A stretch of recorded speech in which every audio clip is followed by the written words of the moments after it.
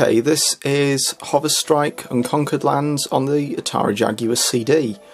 So this version of the game is really an upgraded version of the console, or rather the cartridge version. And, well, the Jaguar CD isn't really well known for having that many good titles, but fortunately this is one of them. The graphics on this, it's probably quite difficult to tell without seeing it up close, but the graphics, I suppose, are quite advanced for a Jaguar game, because whilst you've got this...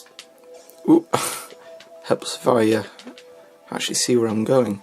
Go forward, you fool. That's... oh dear. Yeah, the graphics would be nice if you could actually see them. Ah! Hang on. Need to go in the right direction. There we go. Yeah, the draw distance is quite short, which is a real problem for this game.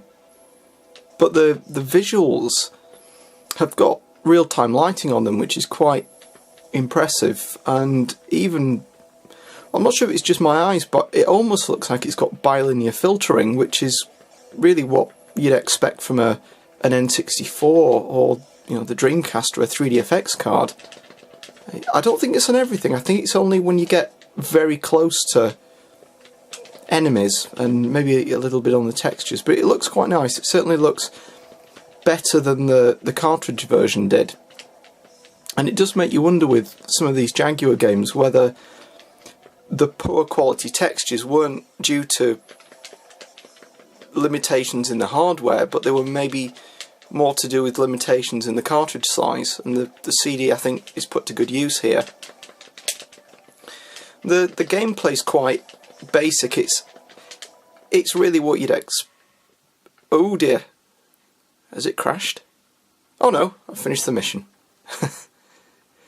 Yeah, I get a bit worried there with the Jaguar CD because they have a bad reputation for breaking, and this one still works, and anything that doesn't go perfect, you think, oh dear, has the machine died? But I don't think so. Okay, due to the magic of editing, that's instant, but it's not. The Jaguar's got a very slow CD drive, and that took a long time.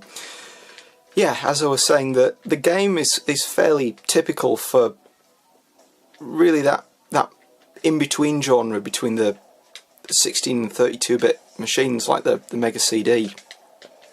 Are these mines coming for me? I think they are.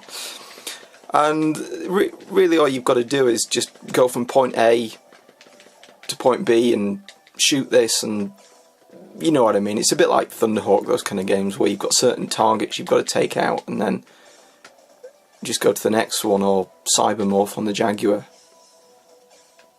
I think this was meant to be a remake of was it Warzone or Battlezone? Showing my lack of knowledge on the original Ataris, but I think this was changed at the last minute to be its own game. Yeah, I'll see if I can show some of the filtering on this. I wish there was a stop button, because you're always moving. As you could probably tell, you're in a hovercraft. Let's see if I can get close. Not sure if you can see.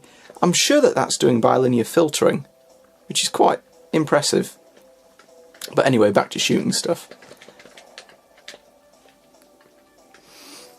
This map in the middle is just so essential, because otherwise you wouldn't know where you're going. It's really difficult to find your way around, and particularly with the controls, because you're piloting a hovercraft. It's almost like you're drifting, like on a rallying game. It's bizarre.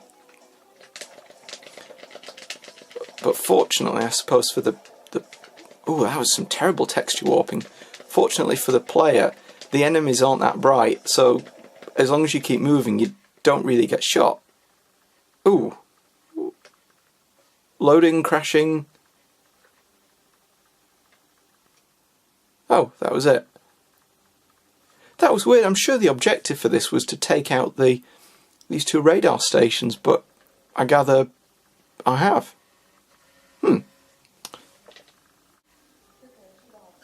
Okay, let's give a third level a try. So what you've got, not shown this yet, is that you've really got two different views in the game, but this one, whilst giving you a bit more of a context. Oh, did you see that? That's quite impressive. It's light sourcing on a Jaguar, which, well, impresses me anyway. But yeah, this view, I don't like it, the fact that it's in a letterbox or in a little window, but I suppose it's just a limitation of the Jaguar's hardware. But I think the thing with the game is it's really basic, and I suppose the frame rate's not great, but I think once you get past it, it's quite a nice little game that you can just dip in and out of. If you've got the memory track cartridge, then you can always save it as you're going along.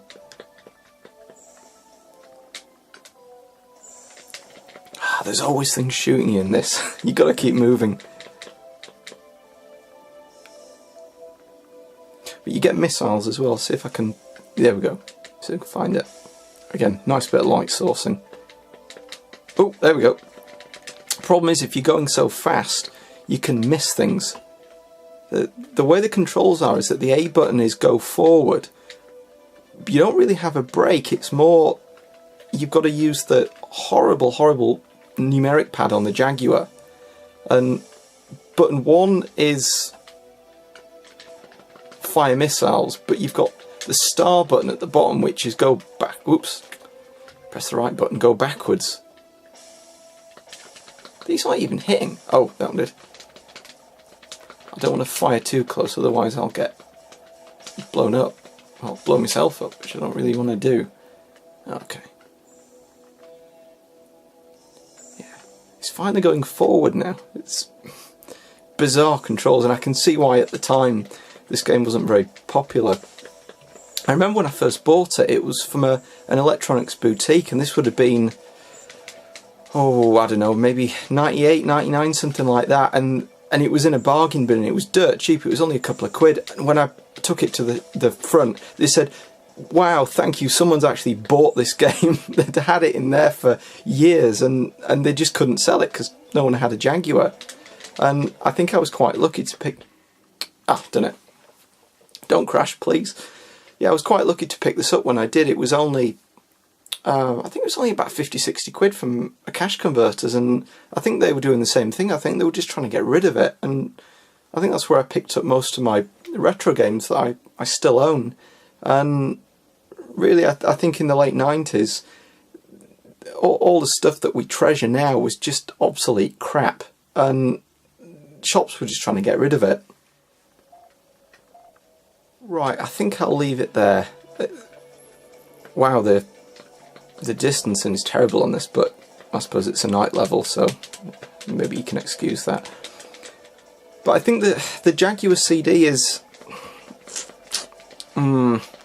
is it worth collecting? Probably not. There are not that many good games on it, and I think Battlemorph's okay, which is really just a follow-up to Cybermorph, and I suppose quite similar to this in a way. And you've got Iron Soldier 2, which is pretty good as well.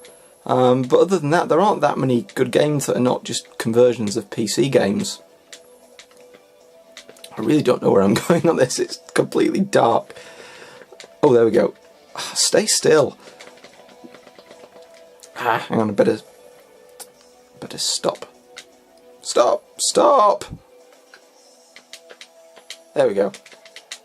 But yeah, I think if you had a choice to play this on the cartridge version or the CD version, I'd definitely go for the CD, but I think with the Jaguar CD, it's not a machine that I really play very often, and as I say, I've only got a handful of games, and they're not that great. You've got Highlander as well, which could have been good. It's a bit like Alone in the Dark, but the problem with the game is really, I suppose it's a victim of the hardware, that the CD drive's so slow, and whilst the Jaguar CD's got quite a nice FMV playback capability, it just,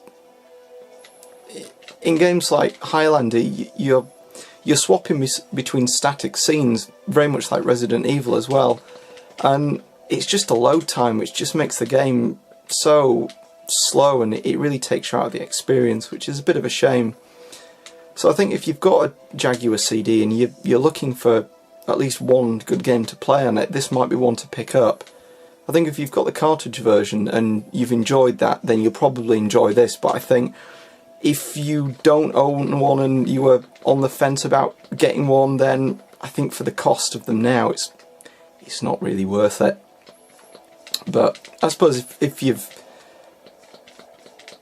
enjoyed these kind of games, then maybe there's something in Hover Strike Unconquered Lands for you. Right, I think I'll leave it there. I've waffled on for long enough, so thank you for watching.